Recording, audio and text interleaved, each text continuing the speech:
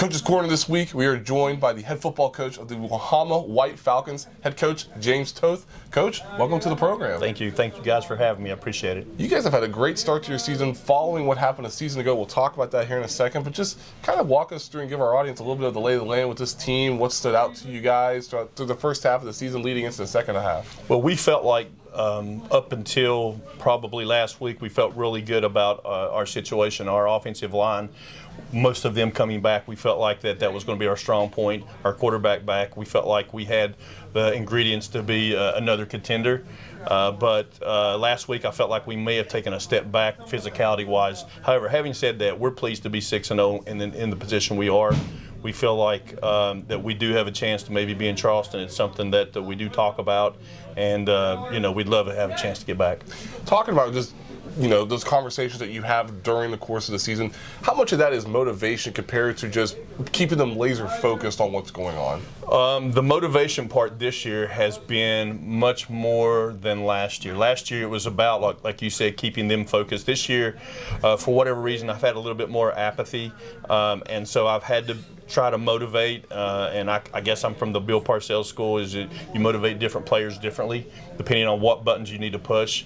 But we have had that situation, and so I spent yesterday beginning of practice talking about certain things and trying to motivate certain people to be better players and what my expectations were with them into reference to where they are but where they can be.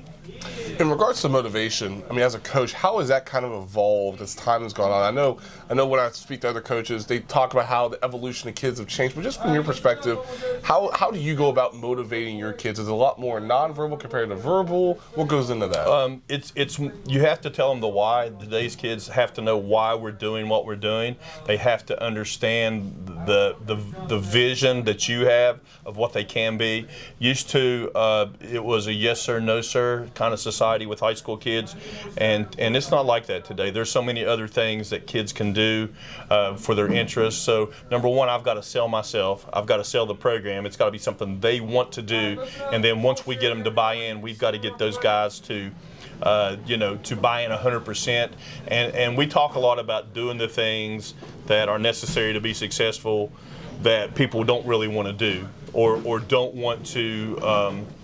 It's the hard things to do. It's real easy to come out here and to be on there on Friday night, but are you going to pay the price in the off season? Are you going to be in the weight room? Are you going to do the things necessary to make yourself the best version or best football player you can be? How does this group gel together? I mean, obviously you come off a state title winning season last year, undefeated, I should say. Now coming into this season, how do you kind of keep your team moving forward and try and aim for back-to-back state titles? Well, for us, the main thing was the status quo, meaning that we needed to build upon what we had done last year. We felt we had a really good offensive line coming back, and our quarterback was back. And then there were pieces of the puzzle in Reason Stitt and transferred Trayvon Bears, who we felt like would make us a really good football team. Thus far, that's happened. Are we where I want us to be? No, but I feel like the gelling part is coming together.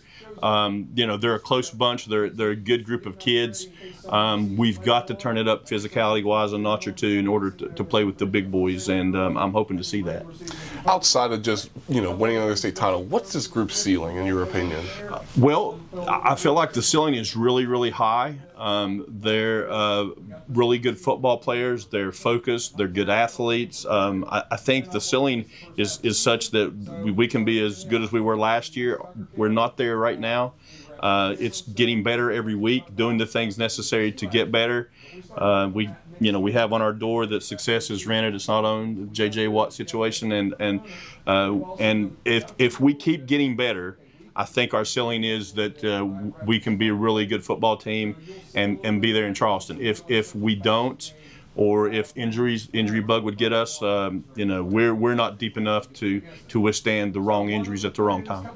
Go back to what you said a couple minutes ago about the why with these kids. What do you think that originated from? Because just looking over the test of time, you see things kind of, the ebbs and flows with things that you all know as a coach can occur. But why do you think that's more so now with the why? I think because kids have access to so much information, both media, television, internet. I think that our kids are more advanced and they have to know the why, because they usually do in their everyday lives. They know the why. What this is why we're doing this.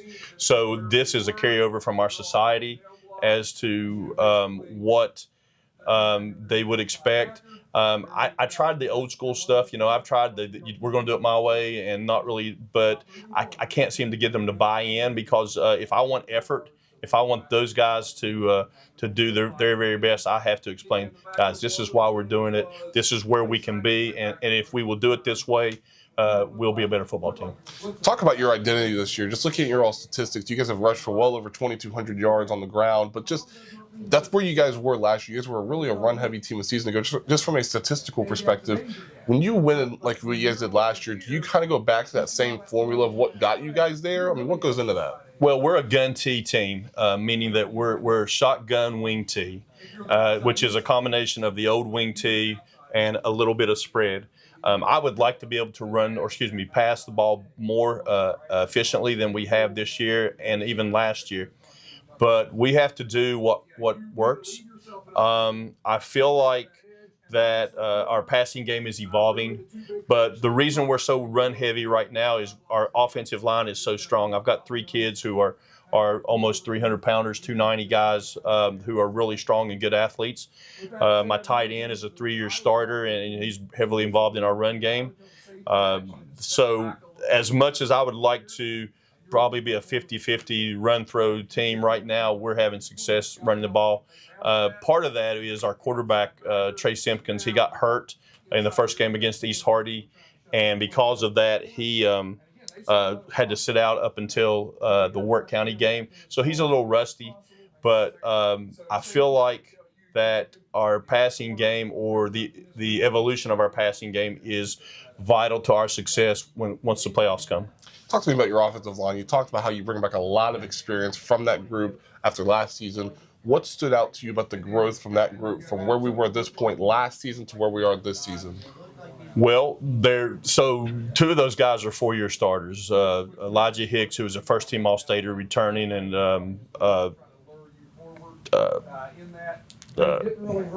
can't remember his name. Sorry.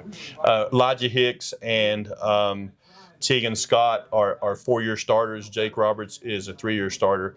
So we're in the same system. They're big kids. They know what's expected of them. We're one of those teams that will flop our line from strong side, quick side.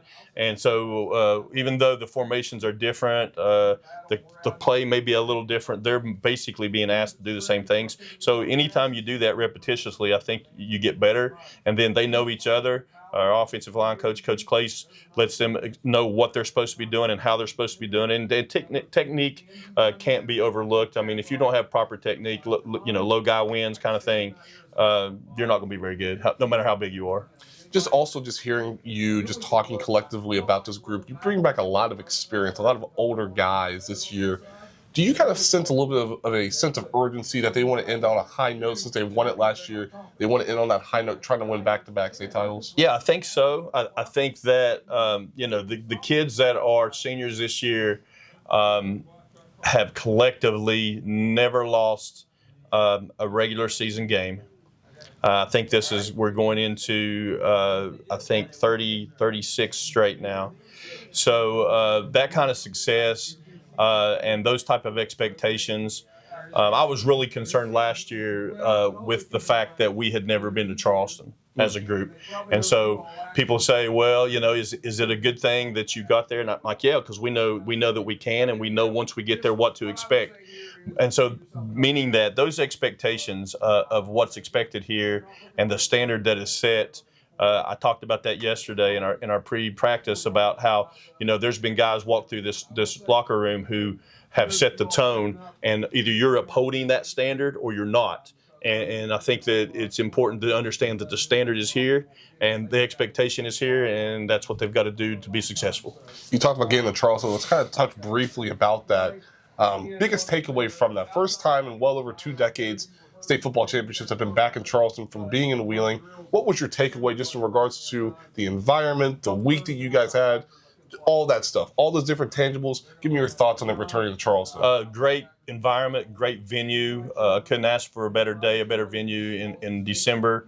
Really liked Laley Field. I liked the treatment of our team by the committee who brought it back. I felt like that it was very professional, very well done. I thought Metro News did an excellent job. I felt like that I was glad because of the close proximity to our school, the fact that we're playing in Charleston as opposed to Wheeling, and I, in the future, would hope that it would stay in Charleston.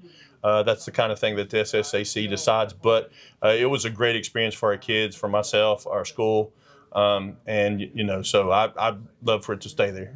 I always love asking smaller school questions or smaller program questions. This question, and that is the community support. Talk about that with the community support in your time being here. How valuable has that been for you guys, just in regards to growing more and more as a program as the years have gone on?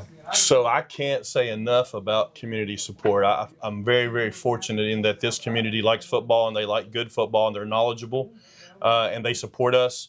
Growing up in Logan County and being a man hillbilly, I kind of experienced that as a player playing for Tootie Carter. But having it now in this program here and being the head coach makes it such that I see other schools and other teams that are much bigger than us not have the fan base traditionally that we have. I've been to a lot of home or away games this year, and we've had just as many people there as the home team. So it's kind of become a tradition that right now we're successful and the people are supporting us. You can't say enough about that kind of advantage and that kind of support because, if it's a close game, that kind of atmosphere, you feel like you're on the road, but guess what? We got our guys here. We got our people here. You talk about the advantages with just having a community support, but also you have a huge advantage on the gridiron, having a really good runner in Reason Stitt. You mentioned how before we started doing this, he didn't start last year because he had Connor Lambert ahead of him. How much help do you think that was for him, seeing Connor, seeing what he was able to do on the field, and trying to not really duplicate what he did, but try and mirror what he did and put his own twist on it? Well, I talked to all of our younger running backs about the fact that you're really lucky in that you have somebody like Connor Lambert who is going to show you how to do it, not only on the field, but, Connor was so good off the field and getting in the weight room and trying to get better on a daily basis, even in the offseason. I think Reason has tried to emulate that. He's a very strong kid for his size, a kid who is instinctive in his running ability, sees the hole, hits the hole hard. And so I think a lot of that is the fact that Connor was so good and that he kind of saw what the possibilities were.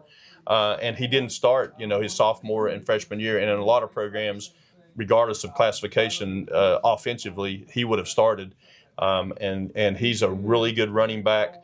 To compare him to Connor Lambert at this point is a little bit premature, but he's in that vein, and he's vital to our success this year. Talk to me about this Class AA field, a really loaded class, in my honest opinion. You got yourself. Wheeling Central's up there as well. You guys are the top two teams, but then after that, there's a lot of interchangeable teams there between like 3 and 16. It seems like. Give me your perspective. What stands out to you about this Class AA field? Single A, the Class Single A field that I would say that Wheeling Central, having not been there last year, obviously is a formidable foe. We refer to them as the private school up north who took the path to least resistance. By name, but like Tug Valley, Tucker County, who we saw in the semifinals, Cameron, who we saw in the state championship, Sherman, who has a really good team. I think there's probably 6 or 8 teams that are going to be in the running for this state championship this year. I'm hoping to be one of them, but it's not easy. I think you got to stay healthy. I think you got to be playing your best football come playoff time, and then, believe it or not, the elements in West Virginia play a part. If you're a throwing team and you get on a bad field, we were up at Tucker County last year and the field was horrible, and you would have thought that they might have did a better job of trying to get that thing playable, but they were a much more throwing team than we were, and I think it went to our advantage even though we were at Tucker County. So there's a lot of variables to be involved in those type of things, but I feel like that anybody's capable of winning it. those 6-8 teams if you get on a roll and you start playing well. I know I said AA there. With this reclassification stuff, as you all know, you kind of lose teams every now and again. So I meant single A. But kind of along that line, then we'll close with this. And I've asked every single coach I've done this program with over the last couple of weeks this question, and I want to ask you this: where we are right now in high school athletics. I know recently we've had the adoption of name, image, and likeness to these players, both high school and middle school. I know recently, within the last couple of years, we've had this transfer rule, and then back at the turn of the decade, we had reclassification going to 4 classes with sports. So just give me your perspective, where we're at now with high school athletics in 2025. Where's your head at just in regards to the complexity of it? Are you positive about the future, still iffy about it? Where's your head at? So with regard to the transfer situation, that's a double-edged sword. I've had a couple kids transfer in. I've lost one kid to the transfer situation, and it makes it scary in that that if somebody who's not happy, maybe they're not getting the ball enough or they're not getting enough playing time, it's possible that you may lose that person. So if you develop a younger kid and maybe there's really good people in front of them, are they going to jump ship and go down the river or up the river or in somewhere else to play? With regard to NIL, we haven't, as my understanding with the SSAC, we're not supposed to have any.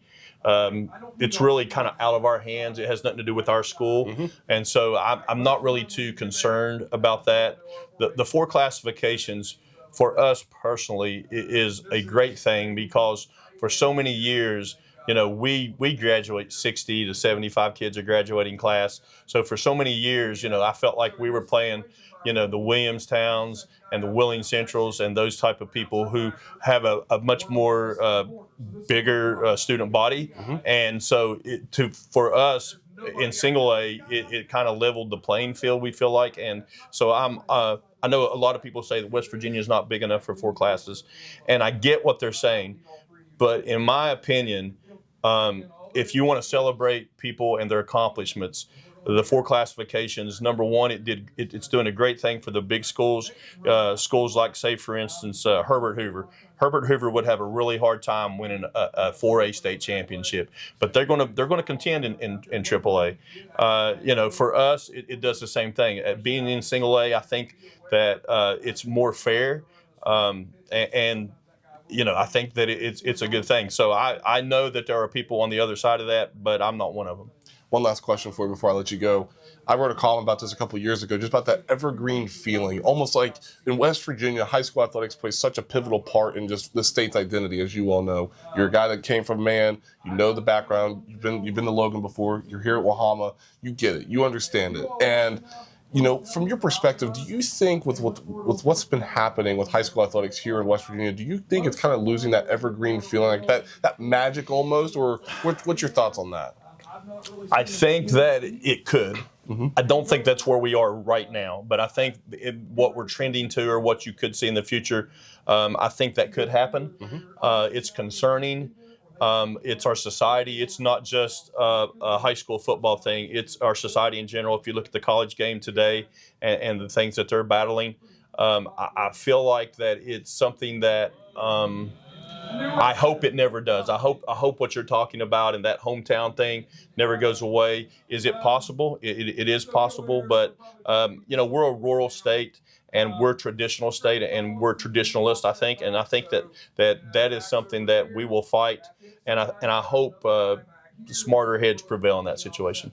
Well, Coach, good luck to you the remainder of the season. Hopefully we get to see you guys again down in Charleston, and wish you guys nothing but the best moving forward. All right, thank you guys. Appreciate it. As the head football coach of the Wahama White Falcons, head coach James Toth, be sure to check out our website from now until the end of the high school football season by going to our website, wvgazettemail.com. Follow us on Twitter at GazMail Sports, that's Gaz Mail Sports, and be sure to follow us on Facebook at HD Media Sports.